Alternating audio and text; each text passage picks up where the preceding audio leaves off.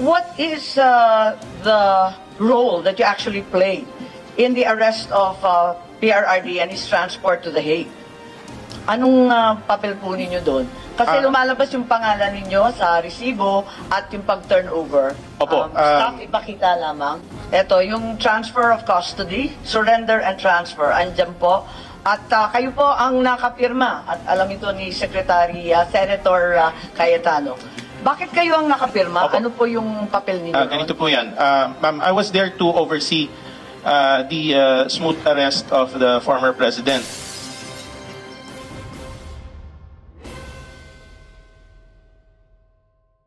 Magandang araw sa inyo mga kabayan, mga tropa. Isa na namang mainit at interesanting topic ang bibigyan natin ng reaksyon. Kaya kung mahilig po kayo sa mga politics, content, at tamang-tama po at para sa inyo ang channel na to.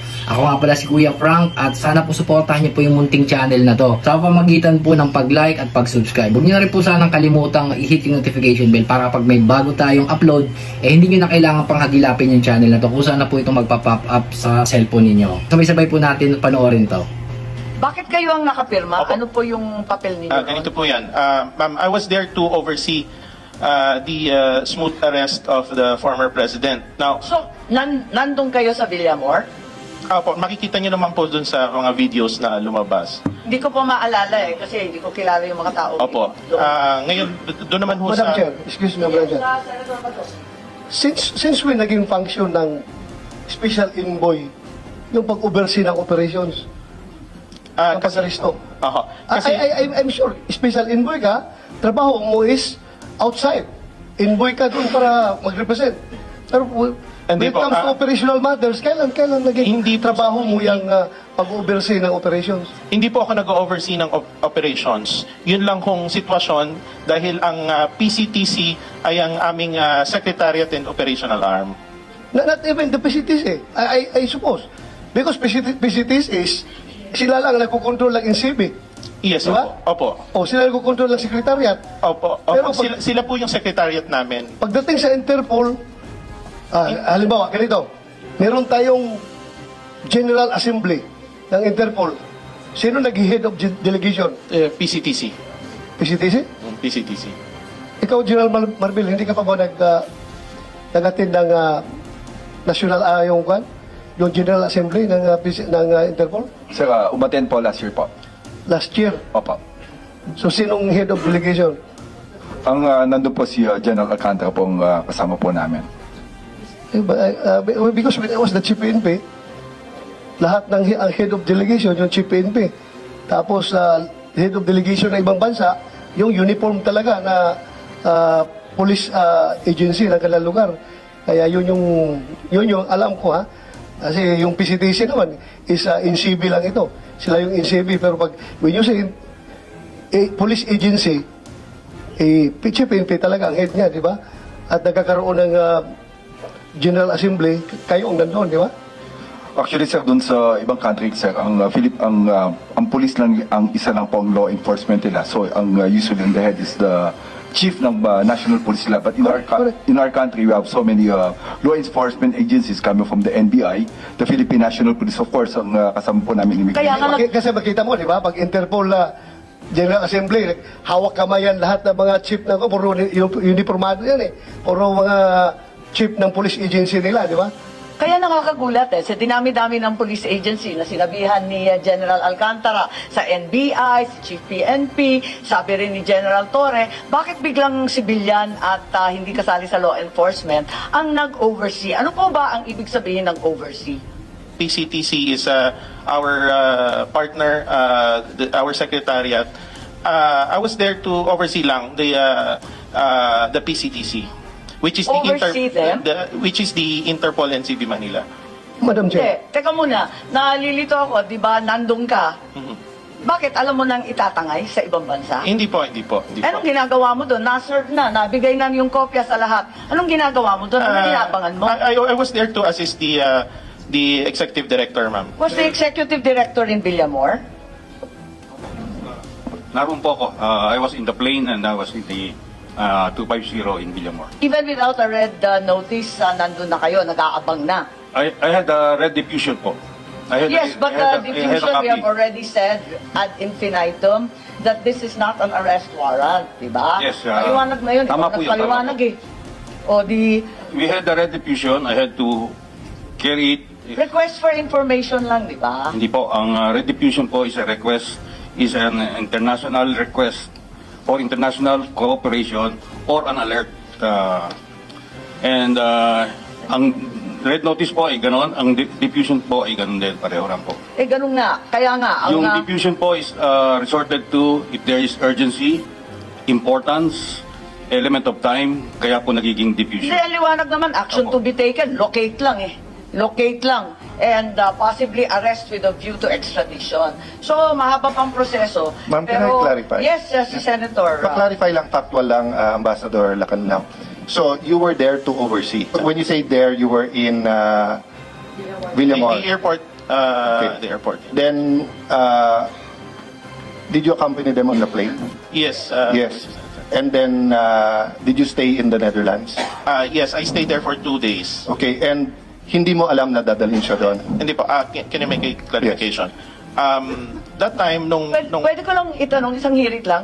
Wala ka sa listahan na binigay ni General Alcantara, yung mga nabigyan ng diffusion notice, ano? Wala ka dun sa listahan ng NBI, Chief PNP, wala ka dun sa listahan. Paano mo nalaman?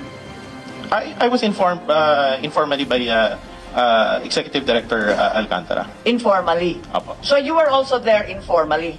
You had no formal function at the Villamor or the airport sites? I was there to oversee, ma'am, lang the PCTC. Hanggang PCTC lang po ako. Yun lang po yung aking... Can I clarify that? Yes. So, sabi mo kanina, you were there to oversee. I'll clarify what oversee means. But sabi mo, hindi mo alam na dadalhin siya sa Hague. Pero yet, sumakay ka ng aeroplano, sumama ka, you stayed in the Hague 2 days. Yes. And sabi mo, hindi ka alis, nandun ka lang. Okay, can I Yes. explain, Mr. Senator? That time ho kasi, the members or the staff of the Interpol NCV Manila, wala hong available na mga kasamahan natin doon na may passport na ready. So, I volunteered, Mr. Senator. I just want to make clear. Magsiserve lang kayo ng diffusion? May dala ka pang passport? Hindi po. Hindi po. Kasasabi mo lang eh, yung iba walang passport, ikaw lang yung may passport, may visa, Opo. kaya alam mo na itatangay sa ibang Hindi po. bansa. Yung passport po, nasa sasakyan ko lang parati eh. So, kagagaling ko lang po kasi ng Geneva, kakauwi ko lang ho ng Geneva that time. So, kaya ho yung passport ko, nasa sasakyan ko lang. Hindi pa ho ako nakakapag-unload. Okay. I was gonna ask that na kung hindi mo alam na dadalhin doon, pero sumama kayo sa 2 days, tapos may passport ka, but nasa kotse mo passport, okay. But you volunteered to accompany, why? To accompany the former president. Because kailangan, what was the reason? Sabi mo, yung mga kasamahan mo walang passport. Hindi po. Wala po akong sinabing kasamahan ko walang passport. Ang wala pong passport that time, yung mga PCTC Okay. members, ma'am, na Okay. supposed to be sasama din that time. Wala hong silang available noon. So were you appointed representative of the PCTC? Yes. Were you appointed representative of the Interpol in the Philippines? That time I was appointed, yes. Who appointed you? The PCTC, Your Honor. So can on that day, Yes, sir. so ibuin natin kayo lang mga militar at polis nakakaintindi ng 3-4 na letra eh. Yung Philippine Center for Transnational Crime. Sir, can you appoint the representative ng Interpol on the spot? Kasama sa powers yun. If I check with Interpol, so kung today pwedeng ako representative ng Interpol? Para pong hindi yata kasama sa function ko yun. Well, kakasabi lang ho ni Ambassador, kayo daw nag-appoint sa kanya. Kung sabi niya eh. So, but you're saying it's Oo, not. maintindihan. So hindi niyo po no. Kasi Yeah. he's a competent authority. Yeah, no, let's you're under oath, sir. You're Did under you oath. or did you not appoint him as The ambassador is representative? a competent authority to represent us. But you Yes. did not appoint him. Hindi question if he's a So, competent. appointing authority. Hindi You're ka not appointing appointing, authority. okay. Klaro po yun. Executive Order 265, saan sa buong executive order na nagtatakda na magkaroon ng special envoy, sinasabi na meron kang papel para mag-oversee. Wala kasi akong mabasa Hindi po. katulad ni Senator Cayetano eh. Madam Chair, yun nga po yung relasyon ho namin ng OSETC at PCTC, sila yung aming Secretariat and Eh, Operational. sekretarya lang ninyo, siya pang appointing ninyo. ninyo? Hindi Parang po, ang gulo. hindi po. Boss ba ninyo yan or utusan? Hindi po, clear ko lang ho. Kasi that time, wala hong available na members ng PCTC anang may passport noon. So, kaya ho, sinabi ko kanina, I volunteered para ho i-accompany ang former president in behalf of the PCTC. Okay, ma'am, can I clarify? I'm not going into the supervision, your appointment as special envoy because depende sa presidente, pwedeng iba. Di ba? Kahit presidential advisor, if the president has special advisor on justice, then it's between the president, Secretary Remulla, etc. Ang focus ko, doon sa ikaw ang representative ng Interpol. Kasi sabi mo, yes. Ang sabi po ni Secretary Alcantara, hindi kanya in-appoint. So, sino nag-appoint sa iyo bilang representative ng Interpol? Nirepresent ko po ang PCTC. Well, may I clarify? Yeah, go ahead, Mr. sir. Senator. Kasi, traditionally, ang executive director is also the envoy. Ngayon, pinaghiwalay po yung posisyon. Yung ginawa po ng Malacanang, inihiwalay po yung posisyon ng special envoy at ng executive director. Pero dati ho, isa lang yan. Yeah. But, lihis doon, Sec, sabi kasi ni Ambassador, siya daw ang representative ng Interpol that day ng Pilipinas. Yung pagpaalis ho pagpunta ho ng The Hague, siya po yung representative talaga ng Interpol. Yeah. Kasi siya lang ho yung may connection sa PCTC. But I was asking, who appointed him representative of Interpol? Ano ho yan? Kasama ho yan sa kanyang appointment. But he said before that day, hindi siya ang representative ng Interpol. Pero ano ho ito kasi yung overseeing function niya, oversight function, kasi parang may oversight po siya sa PCTC, I think that they took it from there, na siya rin po yung responsible for the PCTC. Okay. Wala rin sa executive Kasi order. ano ho yan Sabi ko nga, when- magkasama ho dati ang posisyon na executive director tsaka envoy. Si General Alcantara used to be the special envoy and executive director. And then the representative ng Interpol. Interpol. And exercising oversight powers. Bago lang yun. Hindi, dati ho isang tao lang nga Wala eh. Ginawa Wala na sa ho dalawa. Executive Order 265. Parang above and beyond na sa... Hindi, special ho yan. Ma'am, just to point. the executive has the So power when to he do that. when you signed dito sa ICC, you were signing as what? As the Interpol NCB Manila representative. Ang nakalagay po dito, you're signing as in behalf of the Republic of the Philippines, not as Interpol. Kasi po nung that time, yung representative ng ICC na kausap ko, naka-print na po yung government. So, sir, but it are was- you a college graduate? Yes, sir. No. Any college graduate, pag pinapirma ka tapos mali, kahit printed, you'd cross it out. Then you would put, so pag nakalagay doon, Alang Cayetano, congressman, pipirma ako o i-cross out ko yung congressman, nalagay ko senator. Kung nakalagay doon, Alang Cayetano, single, may asawa na ako, hindi ako papagalitan ng asawa ko, kung hindi ko i-cross out, lalagay ko doon na Diba? So wag tayo magpilosopohan dito. So why did you sign in behalf of the Philippine government if you weren't representing the government and you were representing Interpol? Medyo mataas na ho kasi yung pagod na din kami. Tapos ang request ng ICC staff that time nagre-request sila na kunin na ng medical team. Hindi ho kasi ma-perform yung medical assistance to the former president. Yun ho yung dahilan yan. Ang dahilan, pagod kayo? Hindi po, nagkakagulo na din ho nun. Mataas na din po yung sitwasyon. Pakisabi ng totoo. Opo. We're all under oath. Yes, ma'am. Ang mataas na... Paliwanag mong maigi. Representative ka ba ng Pilipinas or representative ng Interpol? Pipili ka lang. Represent ko po ang Interpol NCB Manila. So mali itong papel na to.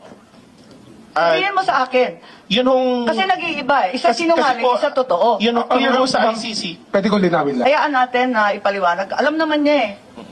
Alam ho kasi malinaw ho sa pag-uusap namin ng ICC staff na I represent the Interpol NCB Manila. Pero hindi maliwanag dito sa nakasulat. Government of the Republic of the Philippines. It's part of the government, ma'am. I'm sorry.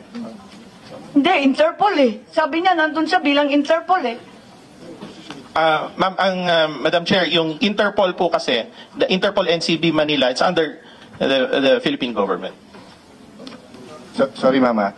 Kasi if that's your interpretation, then the government cooperated with ICC. In the surrender. No, I'm not trying to trap you. I'm trying to understand. Kasi nga, when you do something, you can do it in different capacities. So, international organization, yun. So, for example, Sarah here was the regional director for the International Organization on Migration, but she's a Filipino. Now, if she was special envoy nun, she has to say which one. Kasi one is a UN body, or at least a UN-recognized organization. The other one is Philippine government.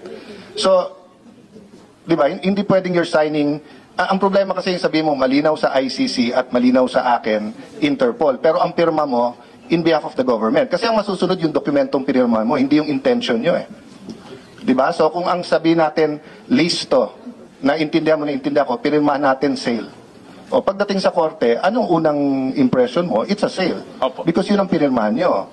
Di ba? So kaya nga pagdating dito, there are many other questions like yung sinabi ko sa inyong number 8, which is, was he brought, did the person receive legal assistance during national proceeding? Ikaw nagsabing he received legal assistance during national proceeding. What was that proceeding? No, Your Honor, Mr. Senator. Ambassador, ang dami-dami mong pinirmahan dito tungkol sa doktor, tungkol sa immediate family, tungkol sa legal counsel. Lahat to sinang-ayunan mo. Lahat ito hindi totoo. Hindi po. Kasi pagod na po kayo. Hindi po. Kung maaari ho ma-explain ko. Una, yung tinatanong nyo regarding ho dun sa... Kasi that time, I was waiting for the official certification from the Department of Justice. So, medyo wala hong internet that time. So, yung yan ho yung sinulat nila. Yun naman ang sinagot ko. So, after few minutes, nag-request ako ng internet na print. Binigay ko sa ICC yung certification from the Department of Justice. Sino nagsulat niyan? Kaninong handwriting yan? Kasi parang naiba sa sulat mo. Ma'am, sa ICC, ma'am. Tapos pinirmahan mo na lang yung sinulat ng ICC. Pinakikita naman yan nung nagpapalitan kami ng... So, sang-ayon kayo sa lahat ng sinulat? Opo, ma'am. Ganon. So, yun yung papel mo doon. Ano pa yung ginampanan mong papel? Kasi sabi mo, sinamahan mo si Presidente Duterte sa aeroplano. Pagkatapos, nung sinorender mo na at yan ang pinirmahan mo bilang kinatawan ng ating pamahalaan, ano pa yung iba pang papel mo? Ano pang ginampanan mong papel? Wala na po, ma'am. Pero nagdalawang araw ka pa ron eh. Hindi po, ma'am. Nag-aantay kasi doon din kami sumakay sa same plane pabalik po ng Pilipinas. Yes, Senator Bato, nagugulat lang ako, na-speechless ako. Dineliver ninyo sa ICC pero hindi ninyo alam? Paano hindi ninyo Hindi po, alam? alam po namin, ma'am, regarding dun sa ICC. Ang hindi ko po, balikan ko yung unang pag-uusap, kaya hindi alam. Nung unang pagdating sa airport, totally wala po akong alam nung pagdating ko sa airport. Naiya. Sa naiya. Opo. Yes, Senator Bato. Pwede mo laman, Ambassador, kung kailan ka appoint as special envoy for national crime? July 2024, Mr. Senator. Alam ninyo, gusto ko lang tignan yung pinirmahan mo kasi maraming kabulastugan dito. Hindi ko maintindihan. Yung number 8, kung maipakita sa screen. The date, time, and location of the appearance of the arrested person before the competent judicial authority. Ang sinagot mo, do not know. Paano hindi mo alam? Samantalang nandun ka sa airport na hanggang sa Villamor, hanggang sinakay sa aeroplano. Bakit hindi mo alam? Hindi po. Yung number 8 po, that time, kagaya ho ng sinabi ko kanina, I'm just waiting for the certification from Department of Justice. Yung certification dumating pa ng March 12 eh. Hindi po. Na dumating po on the same day, almost 10 minutes. Pwede niyo pakita sa amin kasi yung certification na binigay ng DOJ sa amin March 12 ang nakasulat. Yun po yung certification na binigay ko po. Yung date lang po, siguro kasi that was March 11. Pero yung... date, time, and location. Opo. Yung certification ho na yon, na-send ho sa akin, nung nandun kami mismo, nasa aeroplano pa, na paglapag ho namin sa Hague. At sinabi dito, before the competent National Judicial Authority. So, ibig sabihin, Pilipino. Husgadong Pilipino, tama ba? Judicial Authority. Hindi mo rin alam? Kasi sabi dito, do not know eh. Ayun po, yun po yung sinagot ko kasi I was waiting that time. Paano hindi mo alam alam mo, mula nung dumating na talaga naman hindi pinayagan makita yung abogado, hindi pinayagan pumunta sa Pilipinong husgado, hindi pinayagan lumabas. Bakit mo sinasabing do not know? Nandun ka, nakababad ka, hanggang sa Hague, nandun ka eh. Ma'am, that time, nandun po yung mga abogado niya. In fact, 3 po yung abogado. Hindi, walang abogadong sinasabi sa number 8 na pinirmahan mo before the competent National Judicial Authority. Ang sinabi mo, hindi mo alam. So, yun ho kasing certification, yung details, nandun po sa DOJ certification. Yun ho yung inaantay ko that time. Medyo nagkaroon lang ho ng delay nung sa pagpasok kasi sa problema ho sa internet. Ano? Kailan dumating yung DOJ certification? On the same day po, nung nasa aeroplano kami. Before? Iyan po, after po ng sign, kasi hindi ho makapasok. December 12 ha, ang nakadate. Parang nagugulat ako. March. Opo. Natataranta ako, nagugulat. Hindi po ma'am, Madam Chair. Pumasok po yung certification on the same day. Medyo nagkaroon lang. March 12 ang nakasabi. Paano mo natanggap? Excuse me, yung nagko-coach, nahihirapan po kami. Ma'am, I think the best person to answer that would be Abogado po the kayo? person who issued the certification is here. Yes, I think Prosecutor Fadulion, we're referring to the same certification of March 12. Is that correct? That is correct, Madam Chair. And it was sent to Ambassador Lacanilao when and where? If I may just be allowed to explain, ma'am. The certification that is in the possession of the committee chair is a certification which indicated that the arrest was made on March 12, 2025. That's correct. This certification was issued the day after the arrest. This would be March 12 also, 2025. So are you saying may mas maaga pang certification There na siya lang ang nakakaalam? No, ma'am. This certification was the one which was prepared as per instructions to me by the OIC Secretary of Justice because it was needed by Ambassador Lacanilao the moment that he reaches The Hague. So this was prepared on that day, and if I may point... That day being... March 12. March 12. March 12. So hindi pa rin tumutugma yung oras? May konti hong inadvertence dito kasi the date March 12 here refers to the time of the arrest when in fact the arrest was actually March 11, 2025 at approximately So hinabol lang 11:44. ninyo yung certification after the fact? No, ma'am. This was the first certification that was issued because this was the one that was needed by Ambassador Lacanilao. We So corrected this after you pointed it out that when we reviewed it again and we saw that the date indicated for the arrest was March 12 instead of March 11. And Ambassador Lacanilao received it on March 12, March 11, in Villamor, in Dubai, in The Hague. As far as I know, Madam Chair, the certification that I prepared on March 12 was forwarded to the Office of Undersecretary T, our OIC Secretary of Justice. It was he who made the arrangements for the transmittal to Ambassador Lacanilao. Thank you, Prosecutor. When did you send it to him and what did it say? Because we have no copies. We sent it, this certification was prepared in the afternoon of March 12, 2025, and it was sent to... March 12? Yes, ma'am. Pero sinuko na si Pangulong Duterte ng mas maaga? He was actually transported around midnight, if I'm not mistaken, of March 11, ma'am. And I think they were in transit at this time. I'm not so sure. They were in transit at the time when this certification was sent to them. Pwedeng isulat yan at bigyan kami ng kopya nung sinasabi mo o ito pa rin? Yes, I can furnish you a copy. Ito pa rin, yung March 12 pa rin? Yes, ma'am. Siya pa rin? Sinong siya pa Yung rin? sinasabi na yung aresto is March 12, not March 11? Yes, ma'am. Yan pa rin, yung mali-mali na yan? Yeah, ito pong pagkakamali nito which was eventually corrected po. Opo. Okay, we'll go back to that later. But Ambassador, when did you receive this? Yung time ho na pagdating namin ng Hague, dumating yung ICC representative, hindi ho kasi pumapasok mabuti yung messages namin with USEC-T dahil mahina ho yung net namin doon. But after 10 minutes na ma-sign po ma-answer yung number 8 question, nakuha ka na. So I immediately sent the copy to the ICC representative. Yung mali na March 12. Tama? Mali eh. Yung kopya pong galing sa Department of Justice that time. Pero walang nakasabi doon sa certification, kahit tanggapin ko na nagkamali, nagtypo sa date. Ang problema, wala naman sinasabi that he was delivered to a competent judicial authority, to which you signed.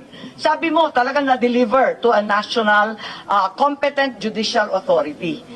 Pinirmahan mo competent national judicial authority. Mamay. Yes po.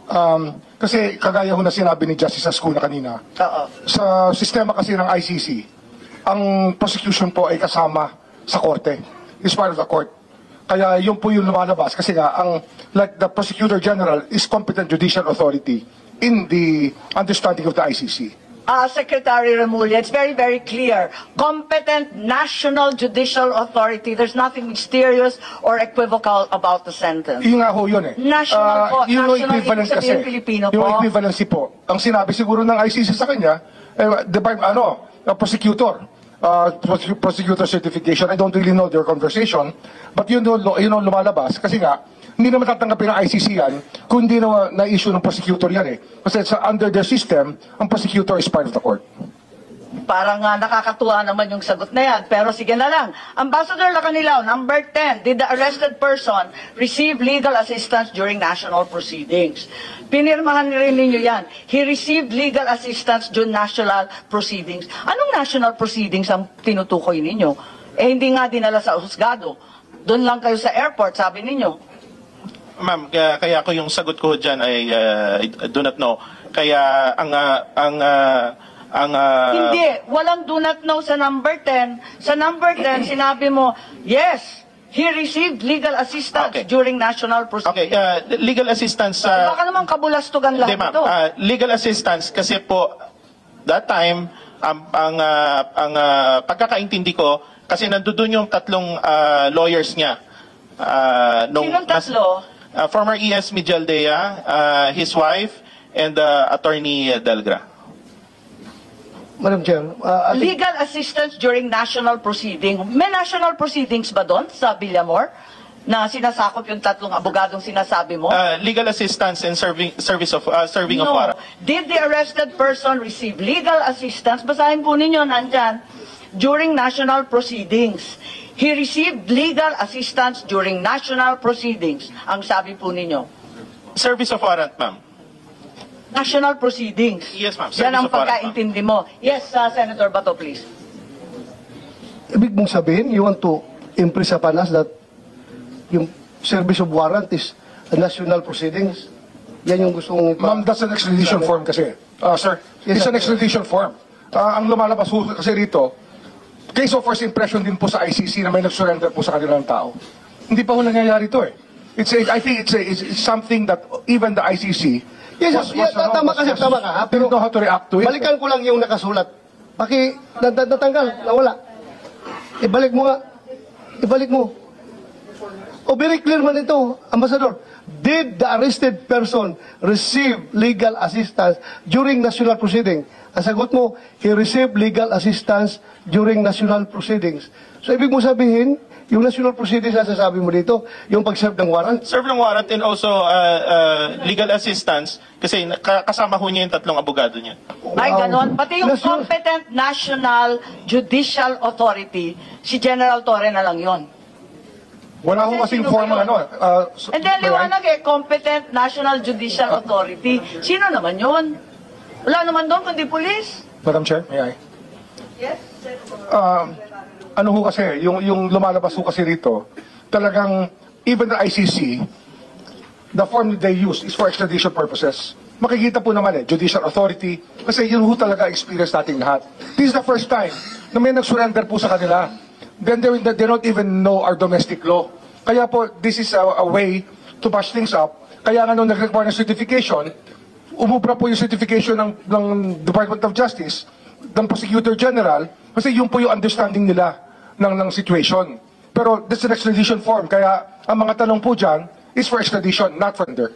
Pero kung extradition yung form mismo ng ICC, dapat nasundan yung extradition na process. May competent national judicial authority. Mismo yung ICC, inaalma pala na hindi ito extradition. Madam Chair. Yes, Senator Cayetano. Just some points. I understand, SOJ, where you're going, but Ang problem ko kasi yung pumirma yung representative supposedly ng bansa. Kasi from the start, information on the surrender and transfer yung title nung form. But as you said, kasi extradition is a form of surrendering, di ba? Pero hindi yun ang sinunod natin.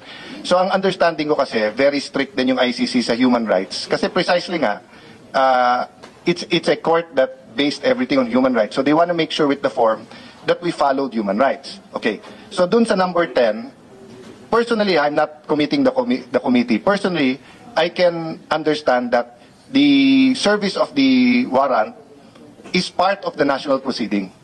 But when you sign, kasi when the ambassador signed his name and ang nakalagay, he received legal assistance during national proceeding, it gives the impression that there was more than just the service of the warrant.